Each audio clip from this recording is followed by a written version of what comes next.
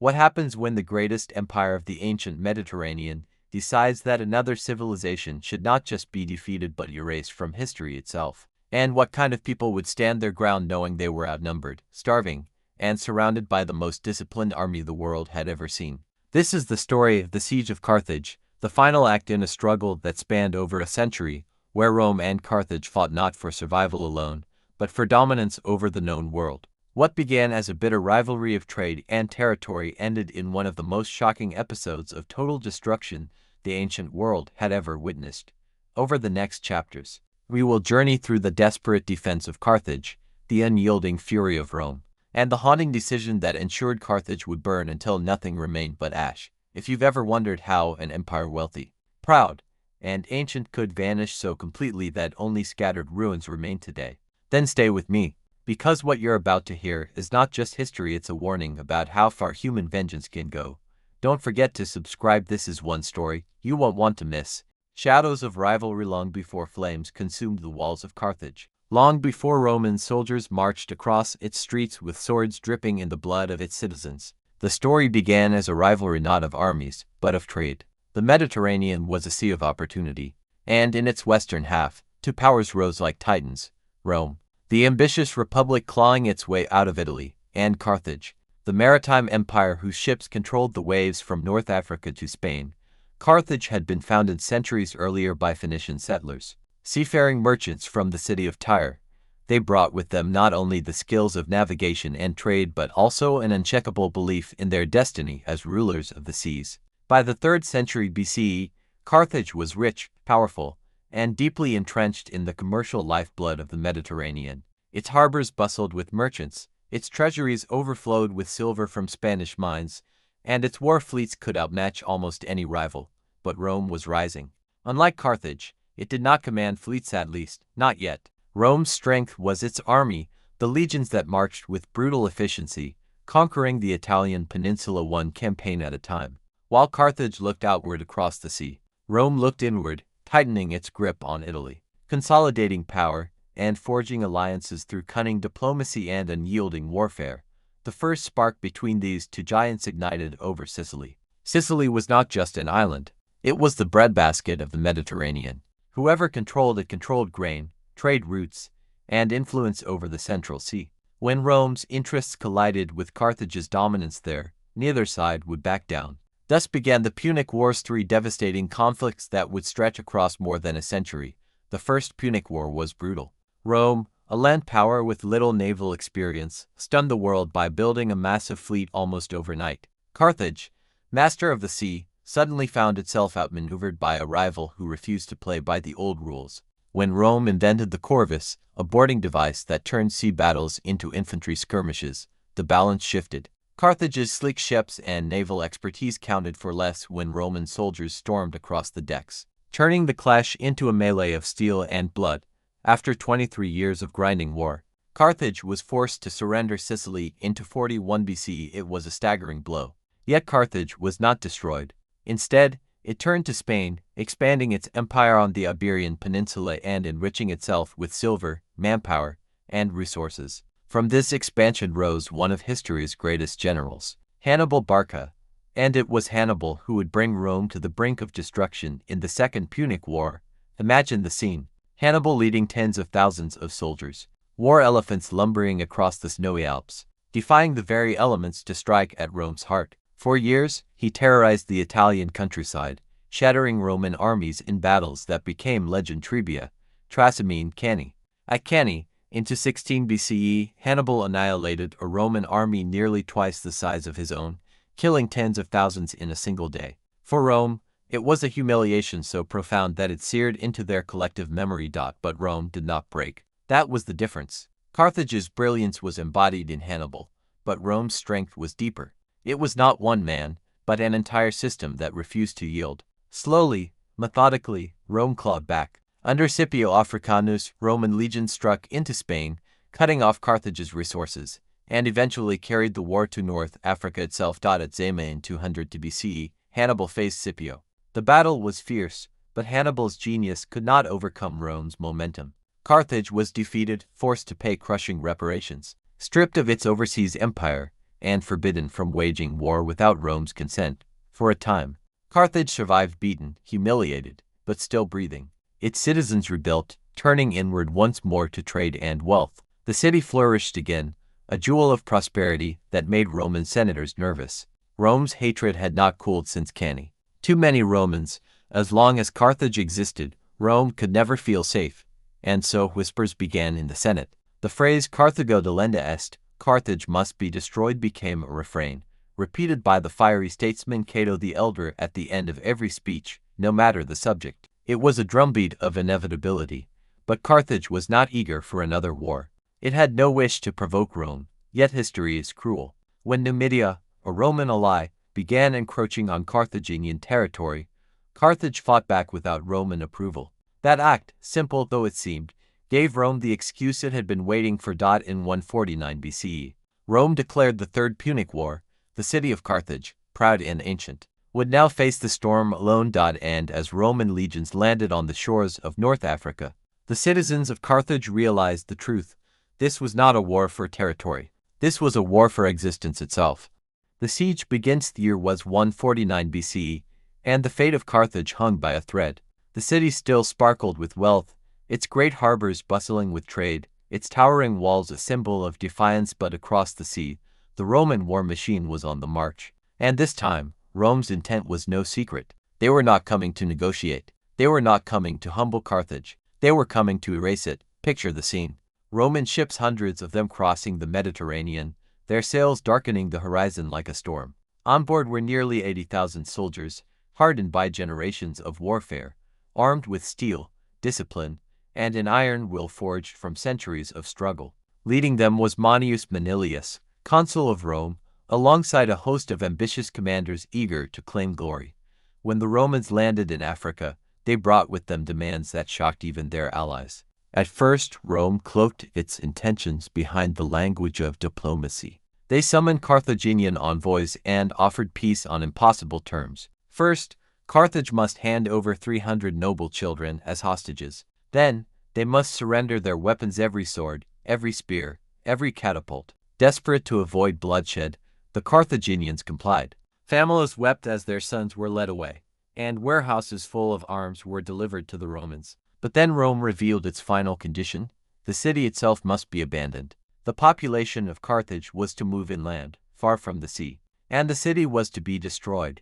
Imagine the silence in that moment, the stunned faces of the Carthaginian envoys, the disbelief rippling through the city when the demand was revealed. For Carthage, this was no longer about terms of peace.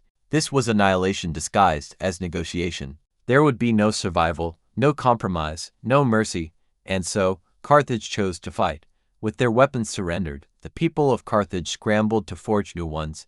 Blacksmiths worked day and night, melting down household items, crafting blades from farming tools, shaping shields from wood meant for ships. Women cut their hair and twisted it into rope for catapults. Children carried stones to the walls.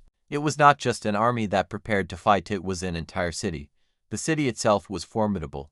Carthage's walls stretched for more than 20 miles, rising nearly 40 feet high, with massive triple defenses in places. The sea protected its flanks, and its harbors, the circular military port, and the great commercial docks were engineering marvels that could shelter hundreds of ships. To the Romans, it was a daunting challenge.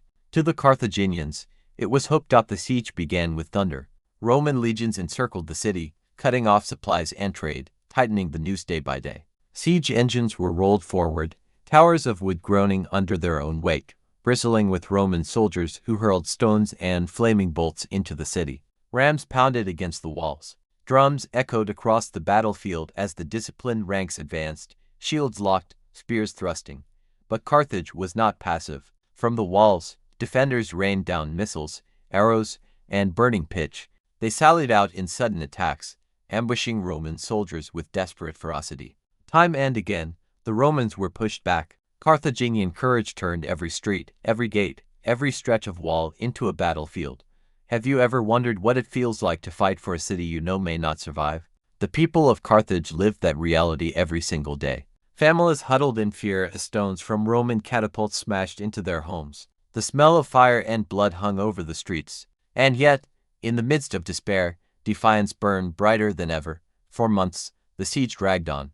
Supplies dwindled inside the city. Hunger began to gnaw at the population. The wealthy sold their treasures for scraps of grain. The poor scavenged in desperation. Disease crept through the crowded quarters, claiming lives as surely as Roman blades. Still, the Carthaginians fought. One of the most dramatic moments came when the Carthaginians launched a naval surprise. Despite having surrendered their weapons earlier, they had secretly constructed a new fleet in the hidden recesses of their harbors. In a single night, they launched nearly 50 ships crewed by hastily trained citizens, fueled by desperation. At dawn, they sailed out to confront the Roman blockade. Imagine the shock of the Roman commanders as ships they thought destroyed suddenly burst from the harbor, sails snapping, rams gleaming in the sun. For a moment, it seemed Carthage might turn the tide. The sudden assault threw the Romans into chaos, and the Carthaginians managed to sink or damage several vessels before retreating back into the safety of their port. But it was not enough. Rome simply reinforced its blockade, and soon the sea lanes were closed once again. As months turned to years, the siege ground on with relentless cruelty. Carthage, once the mistress of the Mediterranean, now found itself trapped, starving, and alone. Rome's allies, kingdoms, and cities who once traded with Carthage dared not intervene. To oppose Rome was to invite destruction.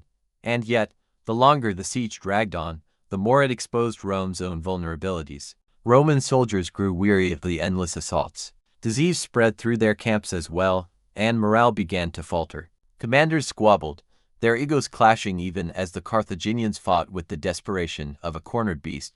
The turning point came when Scipio Aemilianus, grandson of the great Scipio Africanus, took command of the Roman forces. Unlike his predecessors, Scipio brought discipline, organization, and ruthless focus. He tightened the blockade, cut off every possible route of supply, and began the slow, methodical process of starving Carthage into submission. Inside the city, famine tightened its grip. Bread became rare, then vanished altogether. People ate whatever they could find: roots, weeds, even the flesh of animals once cherished as companions. Some accounts speak of darker acts, of starvation driving people to unspeakable extremes. The proud city was being strangled, one day at a time, but Carthage did not surrender. Against all odds, they endured. Children who had once played in the markets now carried stones to the ramparts. Old men sharpened blades with trembling hands. Women tended to the wounded, their tears hidden as they stitched flesh and prayed for survival.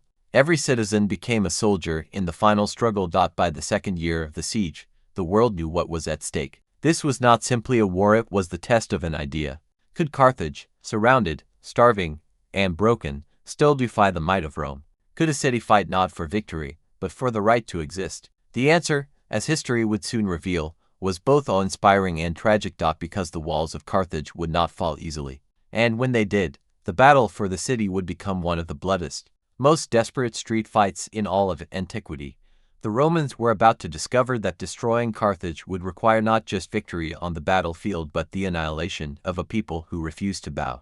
When the walls fell, it was the third year of the siege, and Carthage still stood.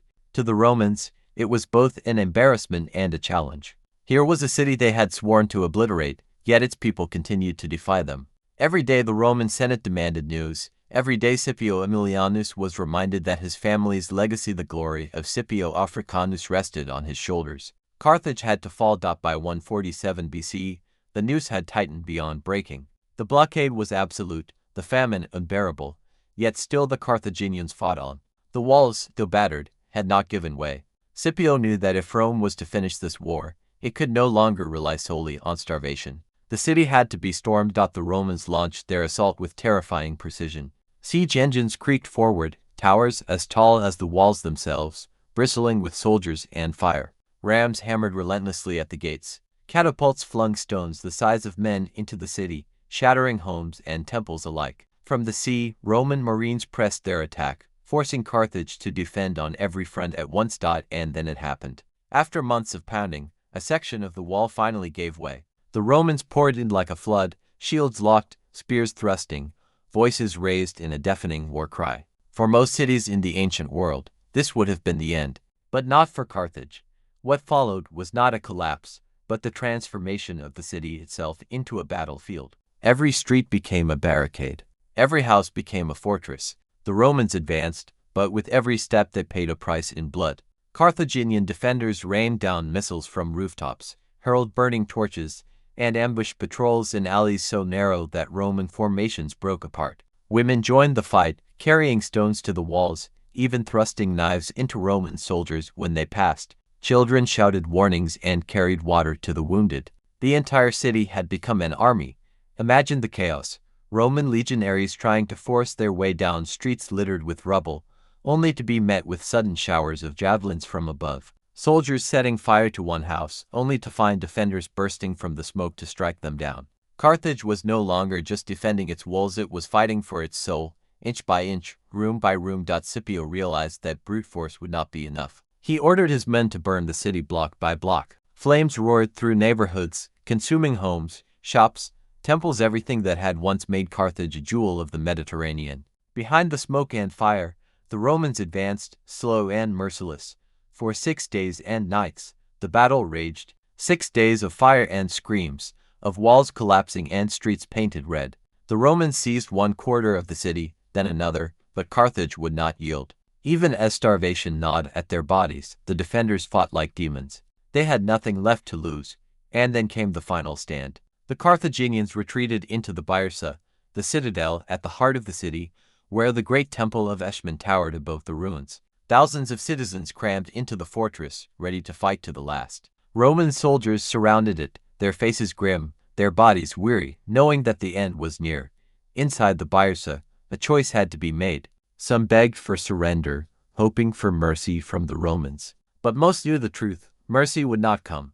Rome had not crossed the sea for compromise. Rome had come for annihilation, and so the fighting continued. The Byrsa turned into a slaughterhouse. Carthaginian warriors, ragged and starving, hurled themselves against Roman shields in hopeless charges. Families, unwilling to face slavery, lit their own homes ablaze, choosing death in the fire over life in chains.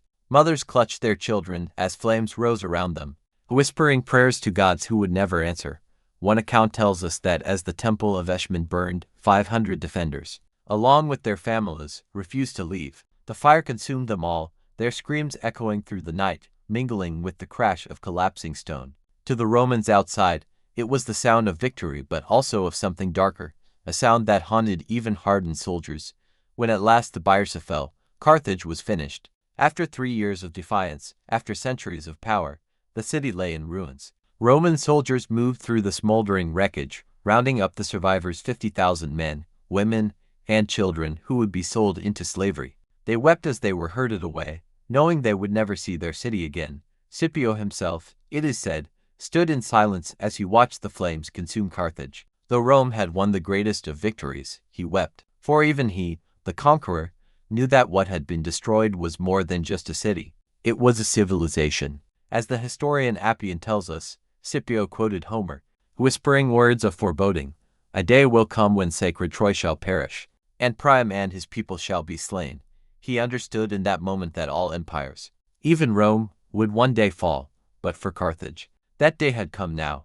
The walls that had once defied Rome were rubble. The harbors that had once launched mighty fleets were filled with wreckage. The temples that had once echoed with prayers were Ashdod, and Rome, triumphant, turned to the Senate's demand. Carthage must not only fall, it must be erased. The ashes of Carthage, when the last cries of resistance faded and the Byrsa citadel lay in ruins, the siege of Carthage was over. But for Rome, this was not enough. Carthage had defied them for too long, scarred them too deeply with memories of Hannibal and Cannae. This war had never been about simple conquest, it was about revenge, about the permanent removal of a rival that had haunted Rome's dreams for over a century. And so the victors turned their eyes not just to the survivors, but to the city itself. The orders came from the Senate in Rome, and Scipio Aemilianus carried them out with a grim sense of duty. Carthage was to be wiped from the earth. Every building was to be destroyed, every wall torn down stone by stone, every memory of the city erased. This was not war, it was obliteration. For weeks, Roman soldiers moved through the smoking ruins, methodically dismantling what had once been one of the greatest cities of the ancient world. Temples were toppled, palaces smashed into rubble, marketplaces reduced to dust. The great double harbors, the commercial docks, and the famous circular naval port were filled with sand and debris, sealing forever the channels that had once carried Carthage's fleets to glory. The survivors, nearly 50,000 men, women, and children, were marched away in chains. Once proud merchants, scholars, and warriors were sold in Roman markets like cattle, their names forgotten, their children destined to live as slaves in foreign lands. Families were ripped apart, never to be reunited. For Carthage, there was no future, only exile and silence. But the destruction did not stop with buildings and people. Rome sought to erase even the memory of Carthage. Statues were shattered, inscriptions defaced, libraries burned. The city's gods were abandoned, their temples desecrated. What Carthage had stood for, its wealth, its seafaring dominance, its stubborn pride, was to vanish from history. And here enters one of the most chilling legends of all, the tale of the salt. Ancient writers tell us that after Carthage was destroyed, the Romans plowed its ground and sowed salt into the soil so that nothing could ever grow there again. Whether the act was literal or symbolic, the message was unmistakable. Rome was declaring to the world, "This city shall never rise again." Have you ever considered what it means to erase a place so completely that its very existence becomes a myth? That is what Rome achieved in Carthage. For centuries afterward, travelers would look upon the empty stretch of North African coast and whisper about the city that had once stood there, a city so powerful that Rome itself had nearly been broken by it. And yet, when Rome was finished, nothing remained but ash. The destruction of Carthage sent shockwaves through the Mediterranean. To Rome's allies, it was a warning: resist us, and you too will be erased. To Rome's enemies, it was a nightmare. If Carthage, proud Carthage, could fall so utterly, then no city was safe. But even within Rome, there were whispers of unease. Many senators had cheered when the news of Carthage's fall reached the Forum, but others saw the deeper truth. Rome had crossed a line, showing not just its power but its capacity for cruelty. By destroying Carthage so completely, Rome had revealed that its ambition knew no limits. Scipio Aemilianus himself, standing among the ashes, is said to have wept. The words of Homer echoed from his lips, reminding his men that even Troy, mighty Troy, had once fallen. "A day will come when sacred Rome shall perish," he murmured, "and her people shall be slain." It was a moment of prophecy, a recognition that what Rome had done to Carthage could one day be done to Rome itself. Yet for the time being, Rome stood unchallenged. The Punic Wars were over. The Mediterranean was now, in truth, Mare Nostrum, our sea, as the Romans would call it. With Carthage gone, no rival could threaten their dominance. And yet, even erased, Carthage refused to vanish entirely. In the centuries to come, Rome itself would rebuild the site, turning it into a Roman colony. But this was not Carthage reborn. This was Rome's Carthage, a ghost city that served only to remind the world who held power. The true Carthage, the Phoenician colony, the maritime empire, the city of Hannibal, was gone forever. Think about it. In our modern world, ruins of ancient civilizations remain scattered across continents: Egypt, Mesopotamia, Greece. But Carthage? Almost nothing. Rome did its work too well. The city was not conquered and remembered, it was conquered and deliberately forgotten. And yet, in that forgetting, Carthage became immortal. Its destruction stands as one of the most infamous episodes in history, a reminder of how vengeance can consume empires, how fear can justify cruelty, and how the mightiest cities can fall in a single generation. As the last embers cooled and the dust settled over the ruins, Rome stood victorious. But the story of Carthage was not finished, because in erasing their enemy, Rome had revealed something about itself, something dark, something dangerous, something that would one day turn inward and consume the empire from within. The ashes of Carthage whispered a question, a prophecy carried by the smoke. How long can even the greatest empire endure before its own walls, too, come crashing down? The ghost of Carthage, the flames of Carthage had long died by the time Rome stood alone as the unchallenged master of the Mediterranean. Its walls were rubble, its harbors filled, its people scattered into slavery. The Punic Wars were over, but the destruction of Carthage did not end with smoke rising over North Africa. It lived on, like a shadow that followed Rome wherever it went. Have you ever noticed that sometimes the greatest victories leave behind the deepest scars? For Rome, the erasure of Carthage was both triumph and burden. Triumph, because no rival remained to contest its power. Burden, because in destroying Carthage, Rome revealed what it was capable of: total annihilation. It showed its allies, its enemies, and even itself that nothing was sacred when Rome's survival and pride were at stake. In the years that followed, Rome expanded farther and faster than ever before. It conquered Greece, Asia Minor, Gaul, and beyond. But with each conquest, the shadow of Carthage lingered. Senators whispered of it when debating how to deal with rebellious provinces. Generals remembered it when crushing uprisings, and enemies trembled at the memory of it, knowing that Rome's vengeance was absolute. Yet history has a way of turning vengeance inward. The same ruthlessness that had been unleashed on Carthage did not remain reserved for foreign foes. Soon, Rome directed that same fire upon itself. Civil wars erupted, cities were sacked, and Roman blood spilled across Roman soil. The republic that had once sworn to destroy Carthage in the name of survival eventually consumed itself in the name of power. Julius Caesar crossed the Rubicon, armies marched on Rome itself, and in the ashes of those civil wars, a republic died just as Carthage had. But Carthage's legacy stretched even farther. The memory of Hannibal, the genius who had once humbled Rome, lived on in Roman military thought for centuries. Roman generals studied his campaigns, his ambushes, his daring marches, as both a warning and an inspiration. Hannibal, even in defeat, shaped the very army that destroyed his homeland, and the city itself, though gone, would not remain silent forever. A century after its destruction, Rome built a colony on the ruins, almost as if haunted by what it had done. The new Carthage became one of the wealthiest cities in Africa, but it was Roman Carthage, not the old Phoenician jewel. The old gods were forgotten, the language faded, the people absorbed. It was a ghost city wearing Roman armor, a reminder that conquest can erase the body of a civilization, but never fully its soul. Even centuries later, when Christianity spread across the empire, Carthage became a center of the new faith. Great thinkers like Tertullian and Augustine of Hippo would rise from the soil once salted, proving that the land could never truly be silenced. Carthage, in an unexpected way, lived on through ideas that would shape the world long after Rome itself had crumbled. But perhaps the greatest legacy of Carthage is the lesson it left for humanity, that no empire, no matter how powerful, is beyond destruction. Rome thought itself eternal when it leveled Carthage. Yet, centuries later, Rome itself would fall, its own walls breached by barbarians, its own people scattered, its glory reduced to ruins. Just as Scipio Aemilianus had feared, Rome became what it had once destroyed. Look around today, and the ruins of Carthage still whisper across the Tunisian landscape. Broken stones and faint outlines of harbors are all that remain of a city that once rivaled Rome. And yet, in their silence, those ruins speak. They remind us of the cost of unchecked hatred, of the dangers of vengeance, of the fragility of even the mightiest civilizations. So the next time you hear the phrase Carthago delenda est Carthage must be destroyed, remember what it meant. It was not just a call for war. It was the death sentence of a people. A reminder that when we let fear and vengeance guide us, we do not just destroy our enemies, we risk destroying the very things that make us human. And perhaps that is why the story of Carthage still grips us thousands of years later. Not simply because Rome won, but because in winning, it revealed something unsettling about all empires, past and present. No power is eternal.